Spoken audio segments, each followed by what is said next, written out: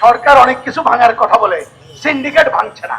সরকার কি জনগণের পক্ষে কথা বলবে, নাকি যারা বিষক্রিয়া দেয়, যারা সিন্ডিকেট করে তাদের পক্ষে ভূমিকা পালন করবে? এটাই হলো প্রধান প্রশ্ন।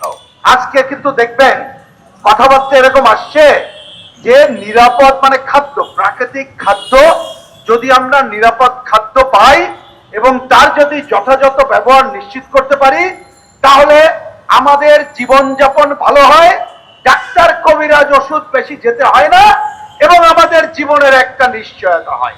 এই দায়িত্ব পালন যদি একটা সরকার না করতে পারে, তাহলে এই সরকার আর কি দায়িত্ব? আমি তাই আজকে এই দিবসে প্রধান বক্তব্য বলতে চাই, সরকারের প্রতি আপনি জনস্বার্থে দায়িত্ব পালন করার কথা বললে প্রথম কাজ করেন নিরাপদ খাদ্য নিশ্চিত করেন। এর জন্য দুই তিনটা কথা বলি। প্রথম কথা, বাংলাদেশে খাদ্য উৎপাদনে কিন্তু ঘাটতি নাই, জানেন। যেখানে উৎপাদন হয় আমাদের কৃষক ভাইরা যাতে কম মূল্যে বিষমুক্ত ভাবে যথাযথভাবে উৎপাদন নিশ্চিত করতে পারে সেই ব্যবস্থা করে।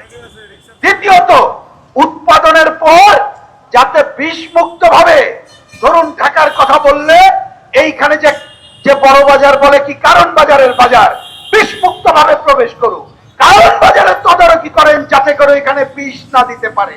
তারপর এই যে আমরা কথা বলছি রাস্তার ওপারে সেগুন বাগিচায় সকালে বাজার বসে, আরেকটা বাজার আছে, ওইখান থেকে আসার পরে এই বাজারে যেন কোনো বিষক্রিয়া না থাকে। এই ছোট্ট কাজটি যদি সরকার না করতে পারে, তাহলে এই সরকার থাকার দরকার আছে?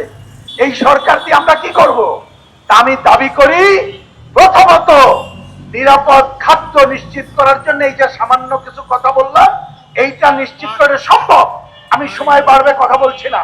আমাদের এই ভাই এক সময় এই যে ভোক্তা অধিকারের দায়িত্বে ছিলেন, আমরা একসাথে অনেক কথা বলেছি।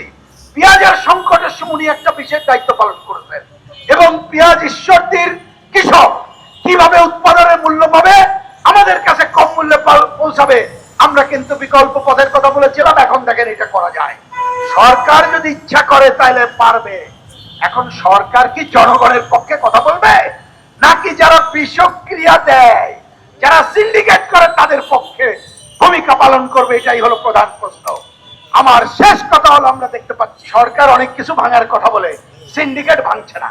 সুতরাং সিন্ডিকেট যদি না ভাঙে, তারা কিন্তু পেঁপে বিষ দিয়ে খাওয়াবে, তারা কয়রা থেকে তরমুজ ঠিক মতো আনতে দেবে না, আনলেও এইখানে ভক্তরা যাতে ঠিক মতো দামে পায় সেই ব্যবস্থা করতে পারবে না।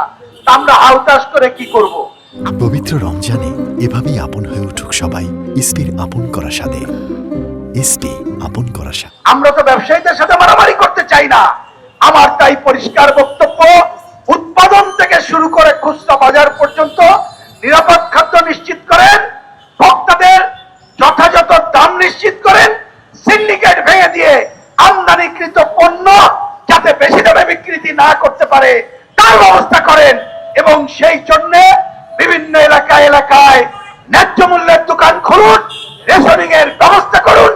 আর সবচেয়ে বড় কথা বলে শেষ করি, আমাদেরকে সবাইকে নিরাপদ পানি, খাবার পানির ব্যবস্থা করতে হবে বিনা টাকায়। তাহলেই আমরা আমাদের জীবনমান উন্নয়ন করতে পারবো।